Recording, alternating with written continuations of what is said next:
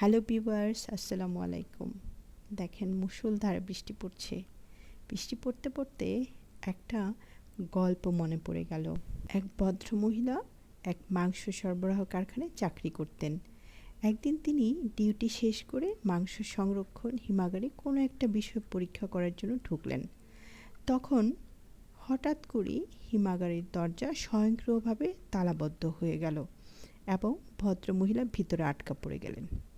মহিলা সেখান থেকে বের হওয়ার কোনো উপায় খুঁজে না পেয়ে ভীত সন্ত্রস্ত হয়ে দরজা ধাক্কাধাক্কি করে সাহায্যের জন্য চিৎকার শুরু করলেন, কিন্তু দুর্ভাগ্যবশত তার চিৎকারের শব্দ হিমাগারের বাইরে কারোর কানে পৌঁছালো না। এদিকে সন্ধ্যা নামার পর একে একে অফিসের সবাই বেরিয়ে গেল। মহিলাটি একাকী অন্ধকার হিমাগারে আটকা পড়ে থাকলেন। এভাবে প্রায় 5 ঘন্টা পার হয়ে গেল এবং মহিলা তখন ঠান্ডায় একেবারে মৃতপ্রায়। ঠিক তখন ফ্যাক্টরির নিরাপত্তা প্রহরী হিমাগারের দরজা খুলে ভিতরে ঢুকলেন। বলা যায় সে রাতে মহিলা প্রায় অলৌকিকভাবে বেঁচে গিয়েছিলেন। বাইরে বের হয়ে উষ্ণ পরিবেশে কিছুটা ধাতস্থ হয়ে ভদ্রমহিলা নিরাপত্তা প্রহরীকে জিজ্ঞেস করলেন, ওই সময় আপনি হিমাগারের দরজা খুলতে গেলেন কেন? এটা তো আপনার রুটিন ওয়ার্কের অংশ ছিল না।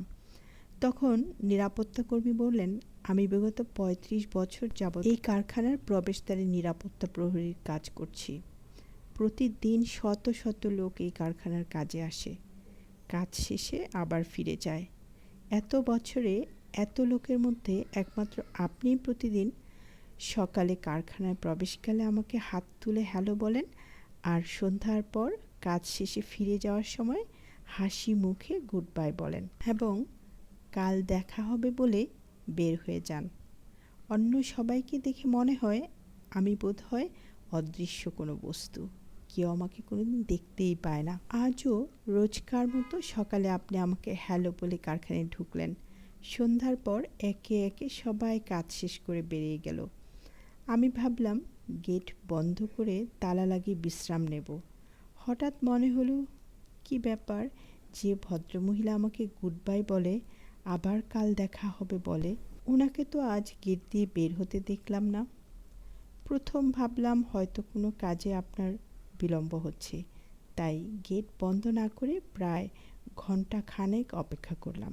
তারপরেও যখন আপনাকে বের হতে দেখলাম না, তখন কৌতূহলবশত সারা কারখানার আনাচে কানাচে প্রতিটি জায়গায় খোঁজ করলাম। খোঁজ করে আপনাকে যখন না পেলাম, তখন খুব ভয় মিশ্রিত একটা সন্দেহ হলো।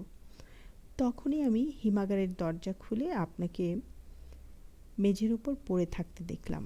সত্যি বলতে কি, আমি প্রতিদিন মনে মনে সকালে হ্যালো এবং সন্ধ্যায় গুড বাই এই শব্দ দুটো শোনার অপেক্ষায় থাকি, কেননা এই শব্দ দুটি আমাকে মনে করিয়ে দেয় যে আমিও একজন মানুষ।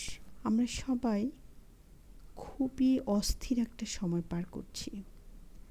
সবাই যার যার মতো ব্যস্ত, কেউ জানে না আগামীকাল কার জন্য কী অপেক্ষা করছে।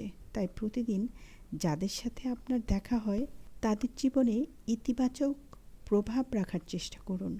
ধন্যবাদ সবাইকে।